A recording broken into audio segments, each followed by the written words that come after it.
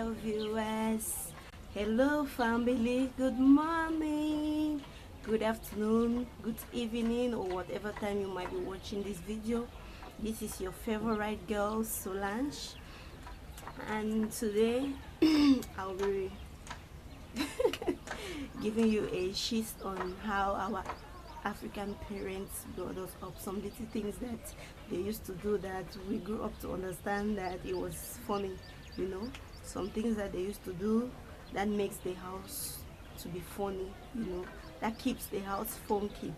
So I'll be looking down because I have some few points here on my phone. So the first thing that always makes the African home funny, it's that our parents have a way of encouraging us to read our books. The African parent has a way of encouraging the children to read their books. They will tell you that the way you're slagging, the way you're not serious, the way you're not taking your education serious, it's like you don't know that when they were in school they always used to take first. All African parents used to take first. There's no African parent that has ever taken second. They always used to take first. That's their way of encouraging their children to read and to learn more. The second thing that our African parent always tells us is that if anybody gives you money, like any aunt comes to the house, or a visitor, or an uncle, or anybody, and they give you a tip, they will always tell you to bring that money to them. They are the ones to save the money for you. They are the ones to keep the money for you. So they like to keep their children's money. Hey. And you know what? They will keep that money from now till tomorrow, till next year, till you grow up, till you get married. They will never give you that money. Dare to ask, just dare to ask. They will be like, hey, this child loves money. Where did you learn money from like that? Hey, all the nice things I've been buying for you in this house, can you pay them? If I sum them up, can you pay them? Please, if you relate with any of these things that I'm trying to say, if you can remember what your parents used to do to you that it seems funny to you now that you're grown, when you're growing in an African home or a Cameroonian home or even anywhere in the world, just comment down below and then you tell me so that I will read it too, and I'll understand what you what you learned when you were growing up from a Cameroonian or an African home, or what you've understood now that you're grown, when you did not understand, or you couldn't understand when you were young. The next point is that if you're twin in a house, hey, your own don't come, as they will say in broken English.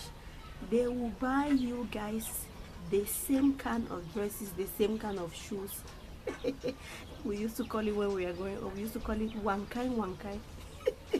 They will buy identical cloth and identical shoes.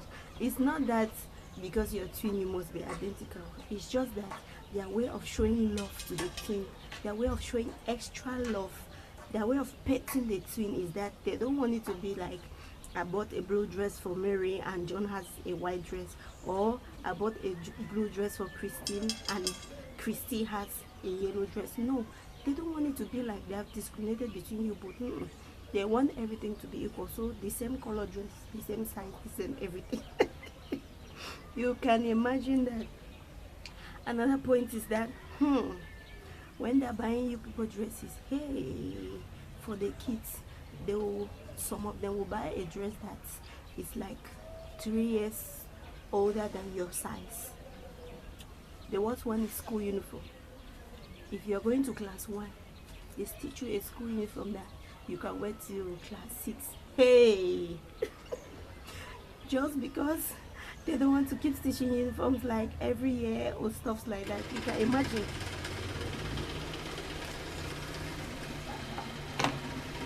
I'm sorry about the noise, the neighbor is running. As I was saying, The another point is that when you come back like from school, or if they send you on an errand and you come back, like there's always this setting, either they're sitting on the corridor, in the kitchen, in the parlor, on the veranda, or even in the room. You know, there's always this gathering, because you know the African homes, we usually have many children, like I said before. So it's very rare to come when there's less than 2, 3, 4 persons in the house. And when you enter, you're like, good afternoon to everyone. Everybody sees that you're back home. It's very funny to me, but you hear your mother will ask you that, are you back? I'm sorry about the noise, guys. In Cameroon, it's very difficult to be a YouTuber. It is very difficult to do a video without noise, without interruption, without issue of light. Like, I was supposed to do this video since morning. I haven't gone out. I took a bath, prepared, sat down to do the video, and then poof, light went out, my phone went out, everything. Like I had to wait until now for light to come. So please just bear with us, the Cameroonian YouTubers. We are making efforts. We are doing all that we can do to be able to put up good videos and good content, and be so consistent. It is difficult, but we are making our efforts. So the next point I would like to note out is that our Cameroonian parents know how to correct their children by using a cane. It's not that they hate you. Please don't misunderstand me before the Cameroon parents or the African parents come after me. They love you so much, because even the Bible says, to whom much is given, much is being expected. So what they do is that they believe that they are training you in a way that you should grow, that you will never depart from it. That's what the Bible says. So to them, if you do some kind of stupid thing, some kind of thing that they never expected that you could do, or it's some kind of wrong thing, they are like, how can this child do this after all I've taught you, after the way I've brought you up? So you know, and their only way of correcting is to use cane. They know how to whip you, but the whip we love. They whip because they want you to be corrected. That's their own way anyway. We love you, our African parents, our mothers, our fathers.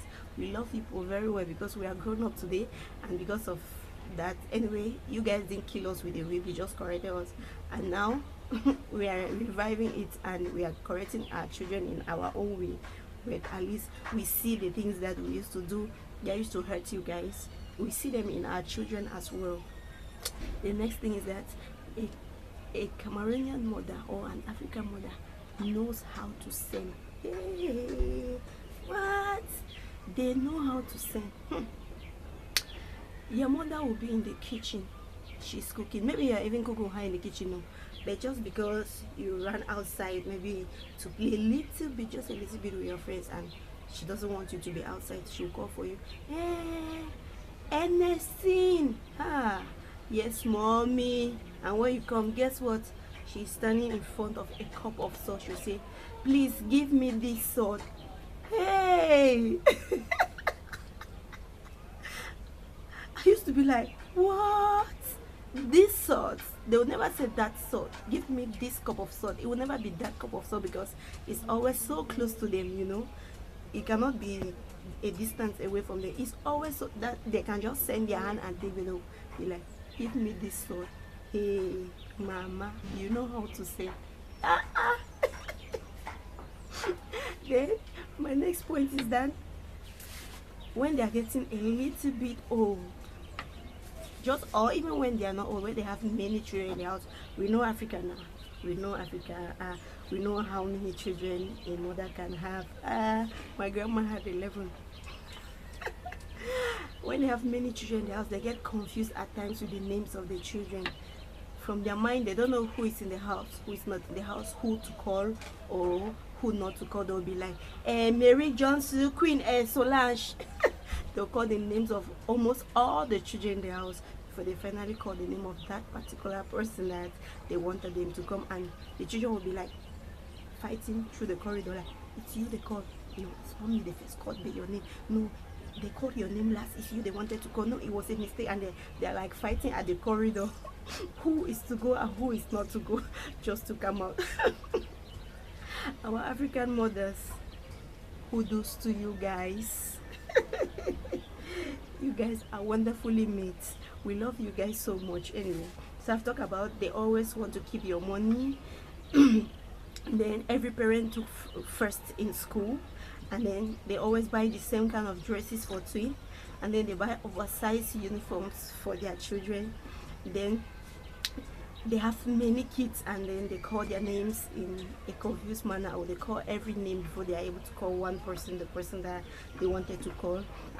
And then they always correct by beating, you know. And then they also know how to send. They know how to send. They can really send you something that they can just stretch their hand and they'll call for you to come, and they know how to yield. They really know how to yield. Excuse me. So thanks everyone for watching. Thanks to you all, family. See you in my next video.